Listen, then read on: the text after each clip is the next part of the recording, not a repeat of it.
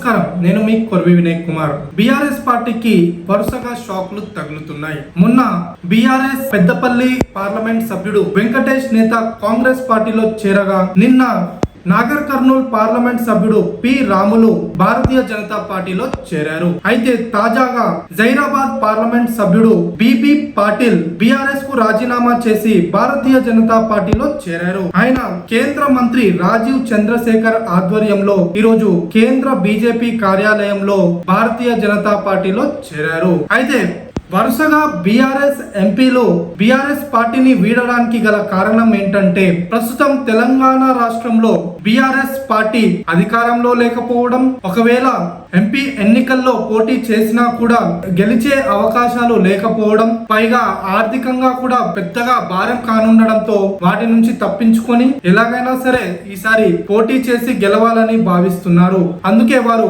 Congress BJP వైపు చూస్తున్నారు. అయితే తాజాగా బీజేపీలో చేరినటువంటి బిబి పాటిల్ లింగాయత్ కమ్యూనిటీకి చెందిన వ్యక్తి. తెలంగాణలో లింగాయత్ కమ్యూనిటీ, అందులోనూ జైరాబాద్ పార్లమెంట్ నియోజకవర్గంలో లింగాయత్ కమ్యూనిటీ కీలకంగా ఉంది. అంతేకాకుండా ఆయన 2 సార్లు పార్లమెంట్ సభ్యుడిగా జైరాబాద్ నుంచి పనిచేయడంతో ఆయనకు ఆర్థికంగా వెసులుబాటు ఉంది. అంతేకాకుండా నియోజకవర్గ వ్యాప్తంగా కూడా సత్సంబంధాలు కలిగి ఉన్నారు. దీంతో భారతీయ జనతా పార్టీ కూడా బిబి పాటిల్ అయితే సరైన అభ్యర్థి అవుతారని భావించి ఆయనను భారతీయ జనతా పార్టీలో చేర్చుకోవడం జరిగింది. బిబి పాటిల్ 2014లో బీఆర్ఎస్ పార్టీ నుంచి పోటీ చేసి కాంగ్రెస్ పార్టీ అభ్యర్థి అయినటువంటి సురేష్ షెట్కర్ పై దాదాపు 1,44,000కు పైచిలుకు ఓట్లతో గెలుపొందారు. అయితే 2019 ఎన్నికల్లో మరోసారి బీఆర్ఎస్ ఎంపీగా పోటీ చేసినటువంటి బిబి పాటిల్ తన సమీప అభ్యర్థి అయినటువంటి కాంగ్రెస్ పార్టీ అభ్యర్థి మదన్ మోహన్ పై కేవలం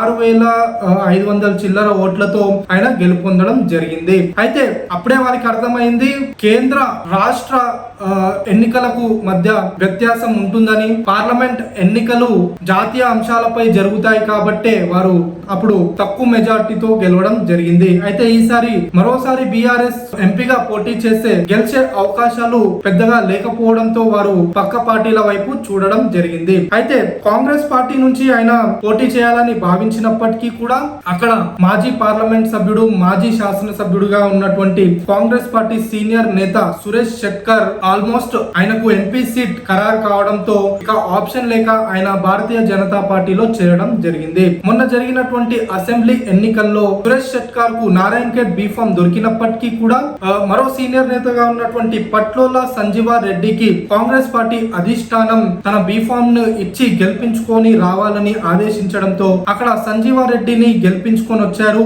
సురేష్ షెట్కర్. దీంతో ఆయనకు జైరాబాద్ పార్లమెంట్ అభ్యర్థిగా దాదాపు అప్పుడే కాంగ్రెస్ పార్టీ అధిష్టానం ఖరారు చేసింది. దీంతో కాంగ్రెస్ పార్టీలో అవకాశం లేకపోవడంతో బిబి పాటిల్ భారతీయ జనతా పార్టీలో చేరారు. దాదాపు ఆయనే భారతీయ జనతా పార్టీ తరఫున జైరాబాద్ పార్లమెంట్ అభ్యర్థి అయ్యే అవకాశాలు కూడా ఉన్నాయి. ధన్యవాదాలు.